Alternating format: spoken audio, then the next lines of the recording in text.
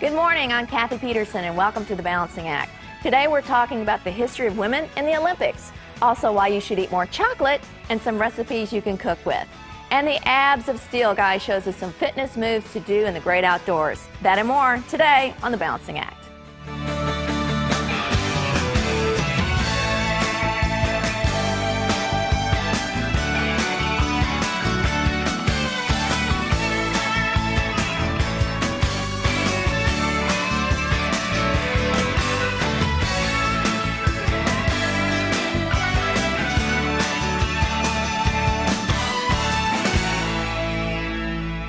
Hi, I'm Kathy Peterson. Today we are paying homage to the women in the Olympics, whom throughout the years continue to break boundaries and pave the way for women in sports. And joining me today is Jim Coleman, Assistant Sports Editor of the Palm Beach Post. Jim, welcome. Good to be here. Let's go back. 1896, there were no women participating in the Olympics. Right. But by golly, we have come a long way, baby. You're right about that. Give me a little bit of background with the history of the Olympics. Well, you're right. Every year, it seems like, every 4 years, I should say, women make more and more strides. And I think probably one of the biggest historical aspects came in 1972, and that was Title IX. Exactly, Title IX. And that was a federal law that prohibits sexual discrimination against any federally funded programs. That includes athletics. Mm-hmm. And what you're seeing now is the payoff of that. Participation for college women in sports is up 400%. Wow. High school, 847%. Yeah. So you're creating like a feeder system now where more and more women are competing in sports, and by the time they reach the Olympics, they have a knowledge and skill in the sport. Yeah, and not only are they participating in the sports aspect, they're actually on the committee now. Right. Out of 110 International Olympic Committee members, right, how many are women? Well, actually, there's only 16 now. So there's still progress to be made. Better than zero. Still progress to be made. The more powerful executive board, there's only one. So they've made a lot of strides, but there's still progress to be made. Absolutely. In fact, there's like one country, Saudi Arabia, that still does not, allow women to compete. And that's the only one that doesn't allow women That's to the only compete, one. A lot which of the is pretty Arab, phenomenal. It is. A lot of the Arab states are now allowing women to compete. In fact, one of them, the flag bearer, was a woman who's competing in Taekwondo. That's awesome. It is. But there's just, ski jumping and boxing are two sports that are now still male only. So there's still progress to be made there. Okay. Let's talk about our favorite female athletes. Okay. The first name that comes to mind, Nadia Comaneci. Nadia Comaneci is definitely one of my favorites. 1976 Montreal. Mm-hmm. At the time, no woman had ever scored a perfect 10. And she did that more than once. She did it seven times. Exactly, it's seven amazing. times. Seven I times. get goosebumps thinking about it. She really did. And you know what? She also brought a lot of spirits to the venue. There was 18,000 people that were there for the final competition for that. So, when you think of women's gymnastics, you think of definitely, that Romanian girl who just, captured everybody's hearts that year. What about Mary Lou Retton? Mary Lou Retton in 1984, really established what is a foundation for women's sports. She was this bundle of energy and determination, running down that vault, scoring a perfect 10 and winning the all-around competition. So you're talking about a 2-week period where this magic just ensued, and she became Sports Illustrated Sportswoman of the Year. All of the marketing and advertising things that happened for her. Perfect. And that's what America wants. And what a great thing for the Olympics as well. Mm-hmm. And I'm sure that she really inspired a lot of young women as well. But let's go to today. Mm-hmm. Beijing. Right. Big country, big Olympic event. What's your take on that? Well, Beijing was a controversial choice to host the Olympics, but as we saw in the opening ceremonies, which were phenomenal, by the way. Absolutely amazing. Some of the things that happened there, you've never seen that before. Never. Hands down, best opening ceremonies ever. I agree. I watched it twice. There you go. But certainly, China has been able to put on a tremendous Olympics. They have the manpower, the expertise, the money. And, they're showing that this is a grand stage, and we want to put on the best show possible, and they are. Absolutely. Okay, who do we need to watch today? One name sticks out in mind, 41-year-old Dara Torres, right. mother of 3, competing against teenagers. Right. Wow. Yeah, absolutely amazing story. You know, she gave birth to a child, and 15 months later was qualifying for the Olympic team, you know. And, you know, here she is, 41 years old, and I think that shows the determination and what an inspiration and motivation, providing not just women, but men, everybody. Right. You know, when she was 33, she was still the oldest competitor back in Sydney in the year 2000. That's amazing. And 8 years later, here she is again. You know, incredible. Great. Jim, thanks so much for being here. It's been great. Lots of information about women in the Olympics. We really appreciate it. My pleasure. Thanks for joining us. The elections are coming up. What are your concerns? We'll take our cameras to the street to hear what issues are most important to you.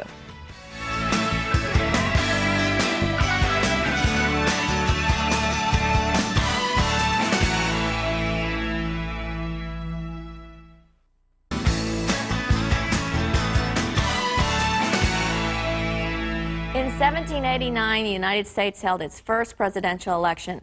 However, it wasn't until over 130 years later that women were granted the right to vote. On August 26, 1920, the vote for the 19th Amendment finally took place. After 2 initial roll calls, the vote remained tied 48 to 48. Things were at a complete standstill. On the 3rd vote, Harry T. Byrne, the youngest member of the legislature, changed his vote in favor of the amendment. What changed his mind? Well, he had received a letter from his mom. Byrne later said, "I know that a mother's advice is always safest for her boy to follow, and my mother wanted me to vote for ratification." Ever since, women have been making their voices loud and clear with their vote, a right that so many fought for us to have. We asked some women on the street what issues were important to them this election year. Let's take a look. What qualities do you look for in a presidential candidate? I look for someone who is concerned about the environment, and women's health issues are really important to me. Someone who is responsible about the issues as far as dealing with our health care, the homeless situation, children. I find that to be very, very necessary. Well, I think it's important for a candidate to really not only just preach, but believe in what they're preaching and to follow through. And why do you think it's important for us women to take a stand and vote? Well, I believe it's such an important thing for us to stand up and basically have our rights as well, because for so long we were kind of suppressed not to have them. Because we need a change right now, and you know, the whole situation, the economy, everything is affecting everybody, and women just need to get out there and vote and get their voices heard. Well, I think it's important for everyone to vote because voting is our voice. So if you're gonna complain and you didn't vote, then there's no point, because it is really our responsibility as citizens to vote. Wow, you know, we really are fortunate to be able to vote. So ladies, get out there and do your research. Study your candidates. Know what the issues are. And by far, get out and vote, because it really does count.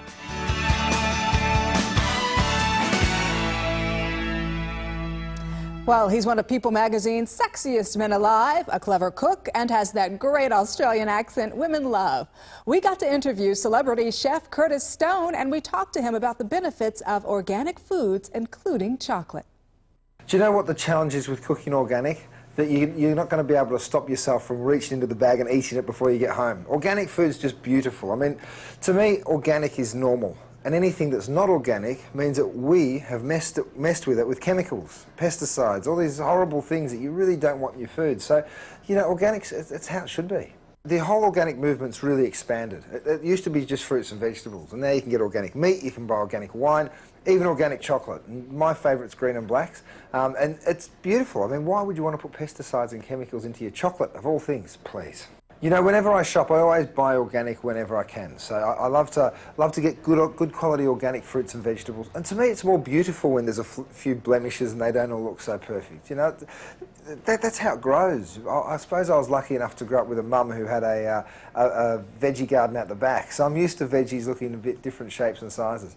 And what's beautiful now about the organic movement is it's spreading all over the place. So you can pretty much get everything organic, which is amazing. Well, besides organic chocolate, Chef Stone also showed us some other organic foods to purchase and what we should look for. You can get organic everything these days, and I think it's really good to support it, you know. See the organic section. This is where I always head, because you get these beautiful organic fruits and vegetables. So colourful. Not to be outdone by chocolate, here's Chef Stone giving us some tips to cook with organic meats and vegetables. The basic rule for ratatouille or any sort of soup or vegetables or whatever is that you add the ingredients in order of how long they take to cook.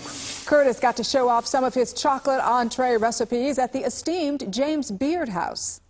It's nice to be associated with such a beautiful product. I'll tell you what you're going to eat, guys. It's pan-fried sea scallops with some crispy prosciutto, a sauce which is, we call it an agrodolce, so it's made with lime juice, 70% dark chocolate, and a little bit of olive oil, and some salad leaves with some semi-roasted tomatoes. So it's a bit experimental using chocolate with savoury food, so I hope it's to your liking. And some tips on cooking with organic chocolate. So we've got our beautiful green and blacks chocolate, so everybody grab a bar. Okay, and this is, we're going for the 70% dark, right? Now, you know how recipes say to grater or to breaker or to chopper or whatever? This is the easiest way to get this broken and out of the packet, all right? But it's a little bit violent. But let's face it, chocolate's so beautiful that you can't be violent with chocolate. So I just give it a whack. And then what happens is you open the pack and look at that. It's all broken. And it saves you getting into a mess or you know, making an extra job of it. So once you've broken it up, throw it into your bowl. Go for it. Okay. So to make entrees and desserts with chocolate, go to www.greenandblacks.com. All righty, coming up next, are you sick of ironing your clothes? We have a solution for you just ahead.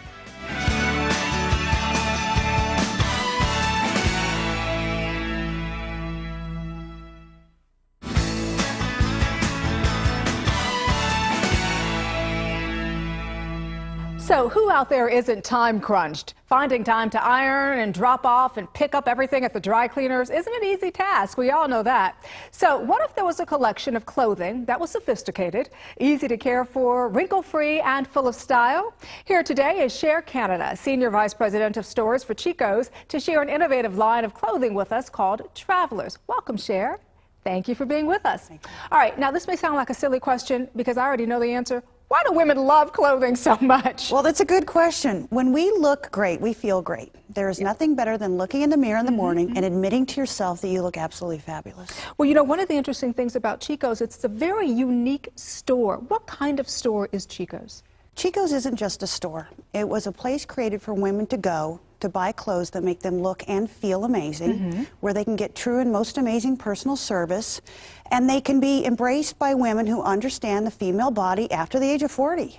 All right, sure. I see the suitcase sitting behind you. What's in that thing? Well, it just so happens to be our Travelers collection, and as you can see, I'm pulling it right out of my suitcase. Wrinkle-free. Wrinkle-free. Look at not that. a wrinkle in it. Yeah. Isn't it amazing? That's great. One of the great things about that collection is customers know that, listen, if I've got somewhere to go, I don't have to wait. I don't have to worry about ironing. I don't have to worry about all of those other things. Are you finding that's what's increasing the popularity of that collection? Yes, it's absolutely wonderful because it doesn't cling. It drapes to the body. All you need to get is a tank, a pant, a skirt like the one that you have on. Well, you know, because I thought this was going to be a little bit clingy, this dress, this skirt, but it's not. I love it. Yeah, actually it isn't. And the secret is in the fabric. It kind of molds and drapes with every body type. It's machine wash and dry. It is comfortable. It is slimming. You can get a tank, a skirt, and a pant, and you can mix and match it with a lot of already your existing pieces in your wardrobe and really just make beautiful outfits. Also, packability. You can just pack it up and not a wrinkle in sight. Love that. Also, we have unique sizing at Chico's. It's 0 through 3. So if you were a 10 at any of those other stores, at Chico's, you're only a 2. Ooh, I love that even more. That's great. And I know we've got a lot of great looks that we want to show. Yes. Let's do it. Okay. Well, you know, Cher, I have to say I'm wearing Travelers head to toe, and I love it because it not only looks great, it feels great too. And can you believe it's completely machine wash and dry? That is awesome. Okay, we'll get started here. The first outfit we have is a reversible jacket made in Travelers, one of our best sellers. She looks wonderful. Women love it because you can get 2 outfits out of the same jacket. reversible, right? Completely reversible. Satin on the inside, Travelers on the outside. We paired it up with our wonderful Samba pant. Very flattering, and look at those accessories. Accessories make that outfit. You look great. Absolutely. Okay, next we got safari style, and we incorporated it into Travelers. We got a beautiful jacket with a matching tank top and, big secret, no tummy pant. Oh, she didn't have a tummy to begin with. Well, whatever she had, it's disappeared, and it's a slim secret at Chico's, and she looks awesome. Okay, next we've got purple Travelers. Again, no tummy pant, matching up with the tank. And then we put it with this awesome graphic print little novelty jacket, which really makes it look special. And I love that color. Okay, purple is at the top of our gotta have it list for fall. This is a great way to get into the trend. Again, Travelers, matching tank. Look at this long jacket. Looks great. And look at the sparkle in it. I think it adds a little bit of just dressy touch to any outfit. It certainly does, and that's something you can just pack and go and you're done. No wrinkles. I love that. Well, tell us, Cher, where we can find more about the Travelers collection and other Chico's boutiques across the country. 600 plus boutiques across the country. Every single store carries the Travelers collection, and you can shop chicos.com online. Also for your traveler's choices. I love that. And we also want to thank you so much for showing us that, guess what, traveling does not have to be complicated. No. Just throw it in your suitcase and go. Absolutely. All right, Cher, thank you very much. Thank you. A way to enjoy the great outdoors while staying fit and healthy with a celebrity trainer. Up next.